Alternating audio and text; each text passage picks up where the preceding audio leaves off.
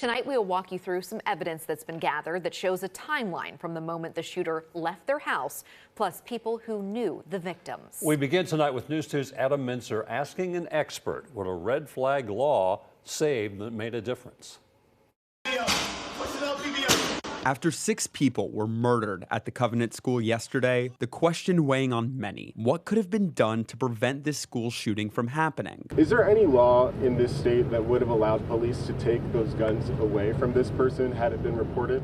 If it had been reported, there's not a law for that, but had it been reported that she was suicidal or that she was going to kill someone and had been made known to us, then we would have tried to get those weapons. According to a recent Vanderbilt poll, 63% of Tennessee parents support gun access restrictions by court orders, sometimes referred to as a red flag law. Veronica Pear studies gun violence. These laws allow people like parents or friends to alert officers who can then petition the judge to remove those firearms. But this is sort of the poster child for cases of why a state would want this kind of law on the books. Earlier today, Drake says keeping guns out of their daughter's hands was what the shooter's parents wanted. The parents felt that she should not own weapons. They were under the impression that when she sold the one weapon that she did not own anymore. Drake said the shooter hid several weapons at home and came to the school well armed and trained, hitting police cars from above.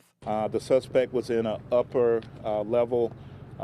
We believe there's been some training of being able to shoot from a higher level, and her gunfire, from the video I've seen, she stood away from the glass so she wouldn't be an easy target. Yet lawmakers like Representative Tim Burchett are skeptical any laws will stop school shootings. I don't think you're going to stop the gun violence. The common thread is you've got somebody who's mentally ill and evil. In a pre-recorded video, Governor Lee called for action, not saying what exactly he wants to see done. And we will act to prevent this from happening again.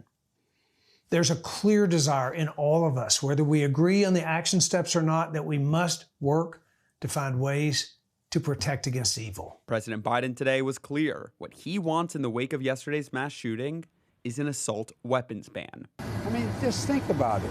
You can't own a machine gun. Well, the idea you can't lock this up, give me a break. Something the governor indicated after the Uvalde shooting he doesn't believe will work in Tennessee. We're not looking at gun restriction laws in my administration right now. Criminals break laws, and we can't control what they do. In Nashville, Adam Minzer, News 2.